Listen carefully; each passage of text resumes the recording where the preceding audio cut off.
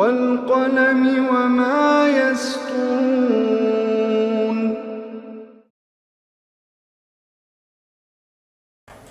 नाज़रीन अस्सलामु अलैकुम वरहमतुल्लाहि वबरकातुहू। सीधी बात की ताज़ा तरीन खबरों में आपका इस्तकबाल है। आइए सबसे पहले आज की सुर्खियों पर नजर करते हैं।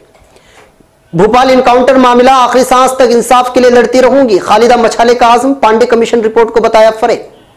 राहुल गांधी के जरिए मुस्लिम मसाइल पर बुलाई गई दानिश्वरों की मीटिंग पर मुस्लिम रहनुमाओं ने उठाए सवाल।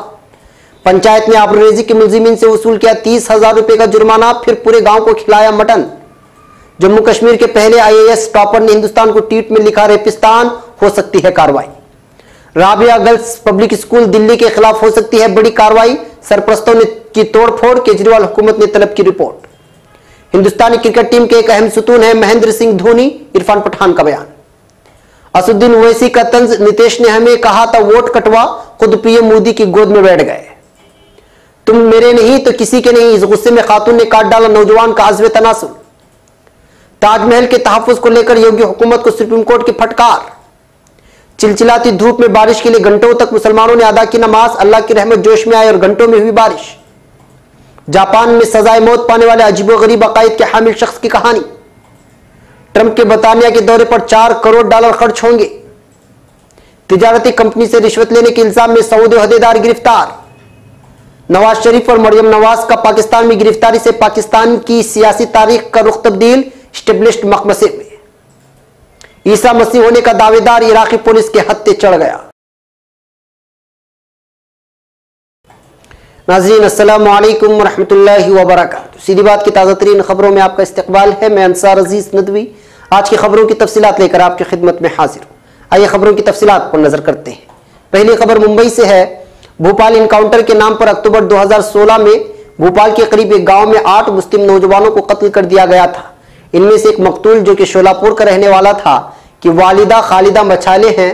मध्य प्रदेश हुकूमत की जानिब से दायर करदा पांडे कमीशन रिपोर्ट को इंसाफ का मजाक बताते हुए उन्होंने कहा कि दिन दहाड़े किए गए कत्ल को इनकाउंटर का दिया हुआ नाम जब्त करने के लिए खुसूसी तौर पर रिपोर्ट तैयार कराई गई है, जिसका सच्चाई से कोई ताल्लुक नहीं है।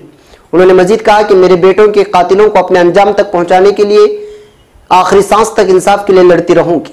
जमीयत उलमा जिला शोलापुर के सदर मौलाना मोहम्मद इब्राहिम कासमी ने मजीद तफसीलात देते हुए कहा कि सूबाई सदर मौलाना हाफिज मोहम्मद नदीम सिद्दीकी सदर जमीयत उलमा महाराष्ट्र की हिदायत के मुताबिक इस पूरे मामले को लेकर रोज़े अव्वल से ही जमीयत उलमा महाराष्ट्र निहायत ही मुस्तैदी से नाइंसाफी के खिलाफ खड़ी है, चाहे वो शोलापुर में मध्य प्रदेश के वजीर दाखिला और जेल इंतजामिया के खिलाफ शिकायत दर्ज कराना हो या फिर मध्य प्रदेश हाईकोर्ट से रुजू होना हो। जमीयत उलमा महाराष्ट्र इंसाफ के लिए हर मुमकिन कोशिश कर रही है। उन्होंने मजीद कहा कि पांडे कमीशन से मकतूलिन के रिश्तेदार और इंसाफ पसंदों को अव्वल दिन से ही कोई उम्मीद नहीं थी और हुआ भी वैसी। इस रिपोर्ट को जमीयत उलमा महाराष्ट्र मुनासिब फोरम के रूबरू चैलेंज करेगी। वाज़ेह है कि सुप्रीम कोर्ट में खालिदा मछाले की पिटीशन पर जेर बहस है। उम्मीद की जा रही है कि मध्य प्रदेश रियासती हुकूमत को जबरदस्त लगाम लगेगी।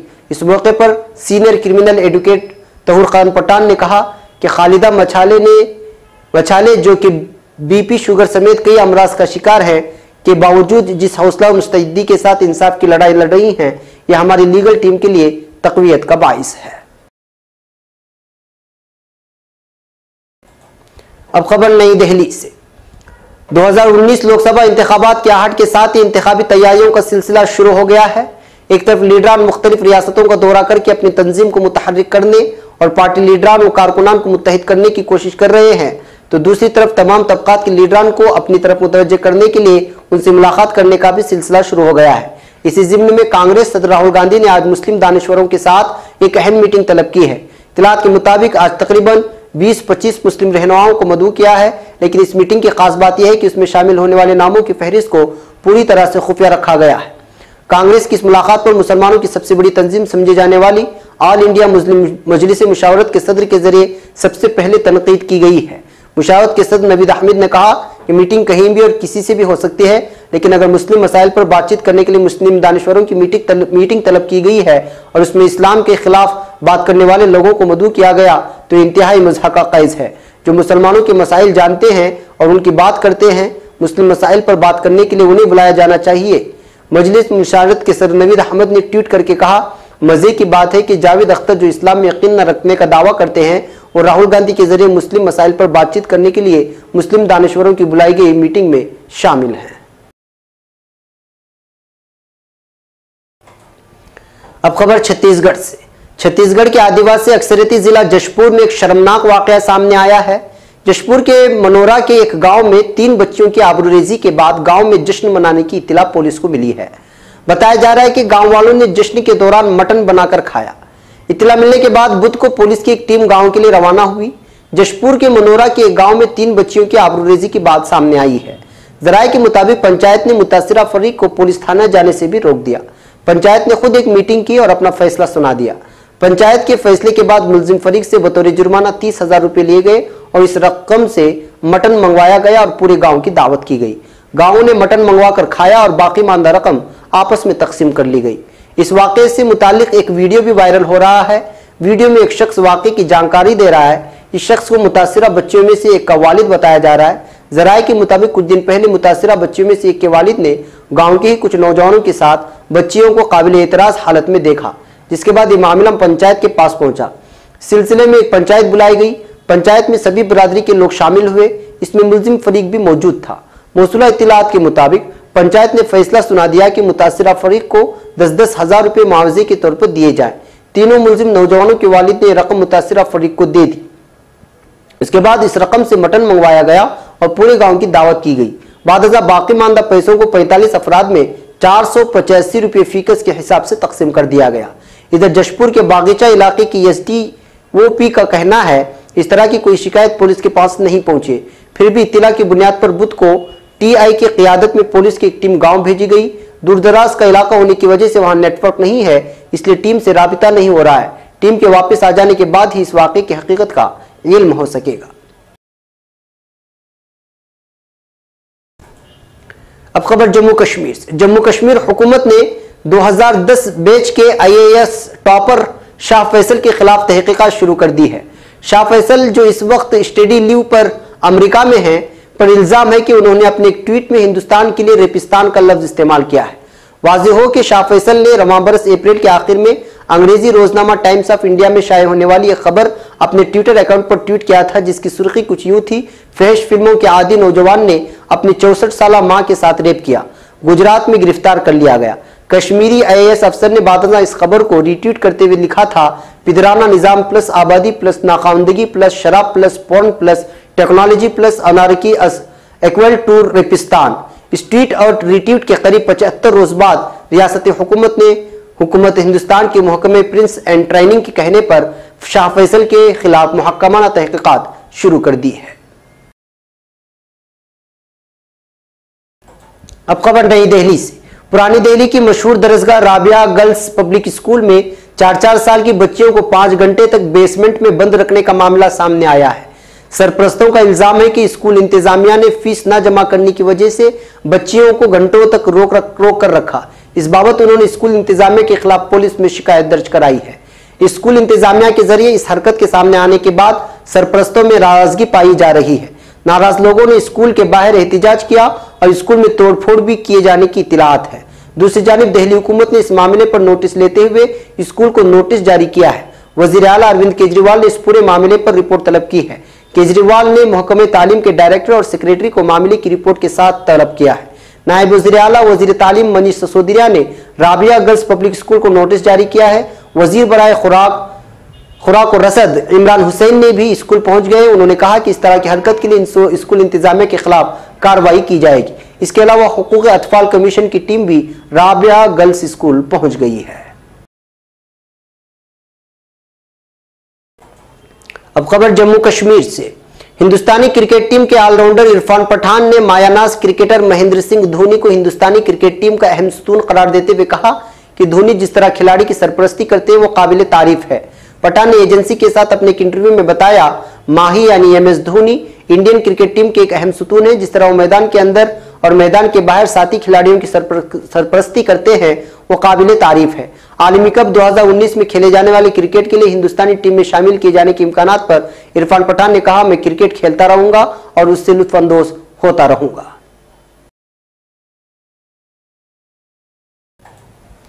अब खबर बिहार से। बिहार के किशनगंज पहुंचे ऑल इंडिया मजलिस इत्तेहादुल मुस्लिमीन यानी एमआईएम के सदर और हैदराबाद से रुकन पार्लियामेंट असदुद्दीन ओवैसी ने बिहार के वजीर आला नीतीश कुमार पर हमला बोला है। उन्होंने कहा कि गुज़िश्ता असेंबली इंतखाबात में एमआईएम पार्टी को नीतीश कुमार ने वोट कटवा पार्टी बताया था और आज उनकी ही पार्टी खुद पीएम नरेंद्र मोदी की गोद में बैठ गई है। ओवैसी ने कहा, महागठबंधन ने बीजेपी को रोकने के लिए लोगों से वोट लिया था, लेकिन उन्होंने लोगों को धोखा देकर बीजेपी से मिलकर सरकार बना ली है। ठाकरगंज ब्लॉक के तारीखी गांधी मैदान में इजलास को खिताब करते हुए ओवैसी ने कहा कि 25 साल से मुल्क की कई रियासतों में शरीयत कोर्ट है, जहां काजी मुकर्रर हैं, वहां के लोगों को शरिया से इंसाफ मिलता है। अगर दोनों फरीक में से किसी को फैसले पर एतराज है तो उनके लिए अदालत खुली हुई है और वो वहां इंसाफ के लिए जा सकते हैं। शरीयत कोर्ट की जो भी लोग मुखालिफत करते हैं उससे उन्होंने गलत बताया और कहा कि ये कोई मुतवाज़ी कोर्ट नहीं है। ओवैसी ने ऐलान किया कि एमआईएम किशनगंज से लोकसभा इंतखाबात लड़ेगी और पार्टी के उम्मीदवार अख्तरुल ईमान होंगे। उन्होंने कांग्रेस और उसकी हलीफ पार्टियों को भी निशाने पर लेते हुए कहा कि आज़ादी के बाद से इस सीमांचल इलाके को नजरअंदाज किया गया है।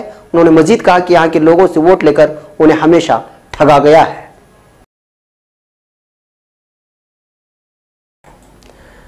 एक और अनहोनी खबर बिहार से आई है। पड़ोस की भाभी से रंगलनियां मनाना एक शख्स को इस कदर महंगा पड़ा कि उसको अपना प्राइवेट पार्ट तक गंवाना पड़ा। मामला बिहार की सीतामढ़ी का है, जहां एक शख्स का अज़्व तनासुल खातून ने काट दिया। वाकया डमरा थाने के कथरिया का है। सीतामढ़ी पुलिस ने जख्मी रमेश को मुजफ्फरपुर के एसके मेडिकल कॉलेज अस्पताल में दाखिल कराया है, जबकि मुलजिम भाभी रिंजू को गिरफ्तार कर लिया गया है। जानकारी के मुताबिक नौजवान रमेश पासवान का अपने पड़ोस की भाभी रंजू देवी के साथ 3 सालों से नाजायज ताल्लुकात थे। बात इतनी बढ़ गई कि पंचायत भी करनी पड़ी। रंजू रमेश पर अहलिया रिंकू को छोड़कर उसे साथ रखने का दबाव बना रही थी। पंचायत में इस बात पर रजामंदी नहीं मिली। रमेश को पंचायतों ने अपने अहलिया के साथ रखने और रिंजू से दूर रहने का फैसला सुनाया। रिंजू ने इस बात से गुस्से में चल रही थी। मन ही मन वो तय कर चुकी थी कि रमेश अगर इसका नहीं तो किसी का नहीं। इतवार को रंजू ने बदला लेने की नीयत से रमेश को बुलाया और तेजधार चाकू से रमेश का प्राइवेट पार्ट काट डाला। बात फैली तो लोगों ने पुलिस को इत्तला दी। पुलिस ने रमेश को सीतामढ़ी अस्पताल में दाखिल कराया है, जहां उसे बेहतर इलाज के लिए एसकेएमसीएच रेफर कर दिया गया है। अब खबर नई दिल्ली से। ताजमहल के तहफ्फुज में लापरवाही को लेकर सुप्रीम कोर्ट ने यूपी की योगी हुकूमत को फटकार लगाई है। सुप्रीम कोर्ट ने ताजमहल टीटीजेड को हुक्म दिया है कि वो कोर्ट में हाजिर हो और सुप्रीम कोर्ट को इससे मुतालिक पूरी जानकारी दे। सुप्रीम कोर्ट ने उत्तर प्रदेश हुकूमत से पूछा कि ताजमहल के आसपास इंडस्ट्रीज को बढ़ाने के लिए इजाजत क्यों दी गई। सुप्रीम कोर्ट ने पेरिस के ईफिल टावर की मिसाल देते हुए कहा कि यूपी हुकूमत वहां से सीखे कि तारीखी इमारतों को कैसे संभाल कर रखा जाता है।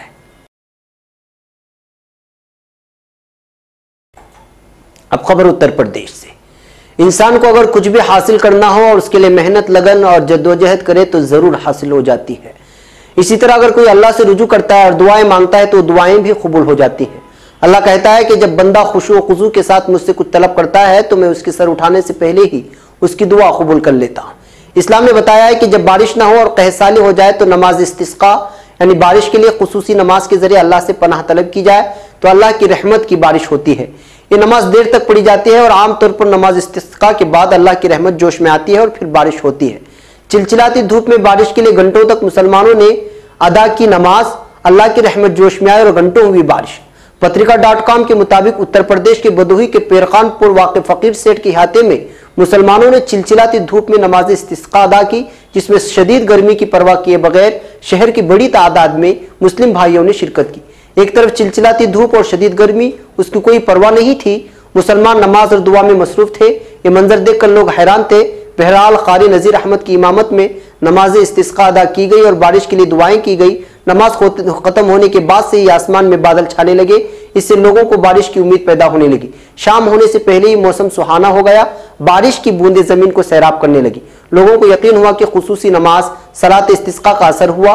अल्लाह ने दुआ कबूल कर ली। मुसलमानों के जरिए चिलचिलाती धूप में नमाज अदा करने और फिर रहमत की बारिश होने से एक तरफ लोगों को शदीद गर्मी से नजात मिली तो दूसरी तरफ लोगों ने मुसलमानों के इस जज्बे को सलाम करते हुए शुक्रिया भी अदा किया।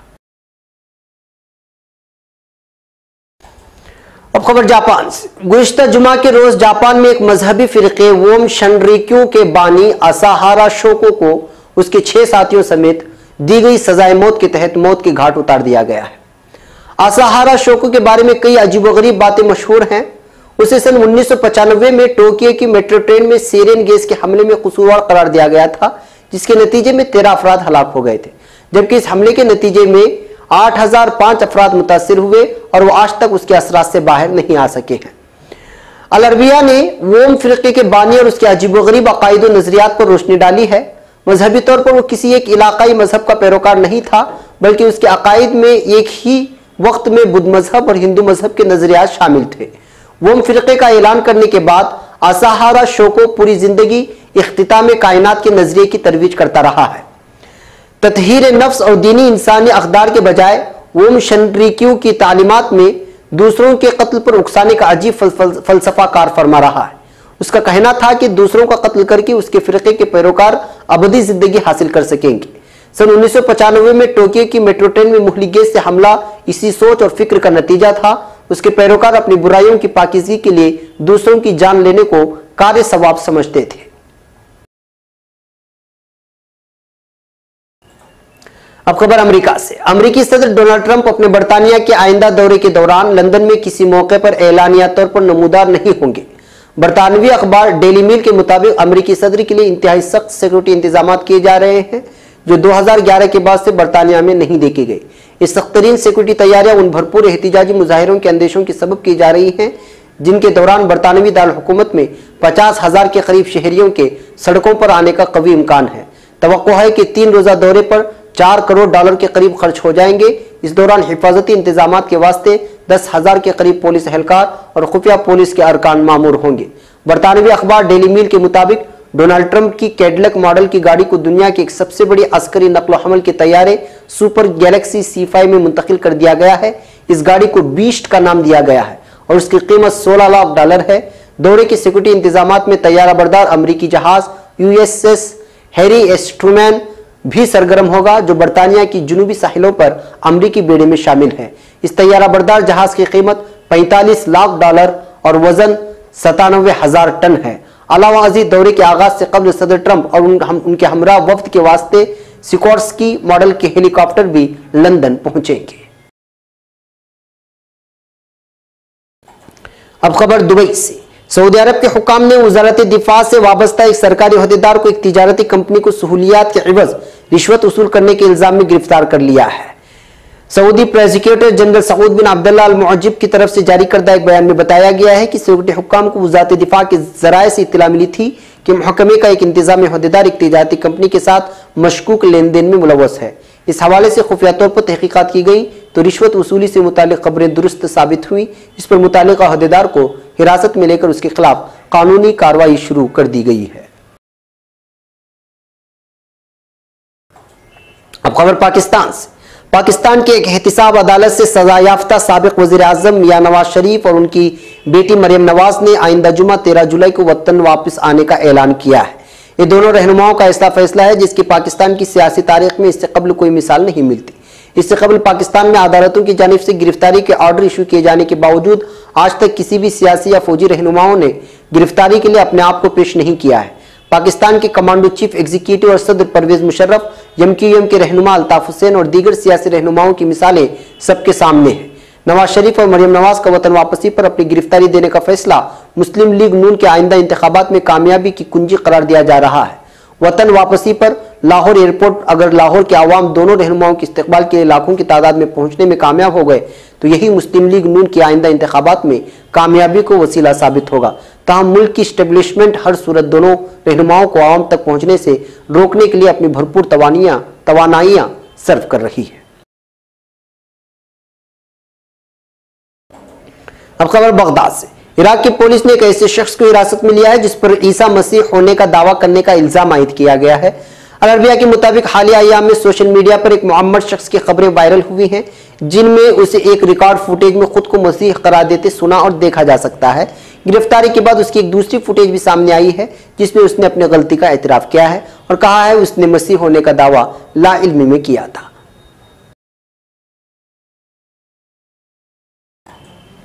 नाज़रीन, ये थी आज की ताज़ा तरीन खबरें। अगली ताज़ा तरीन खबरों के साथ फिर आपसे मुलाकात होगी।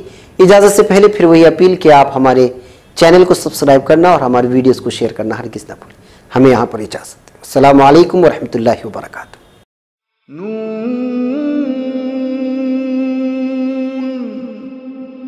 वल क़लम वमा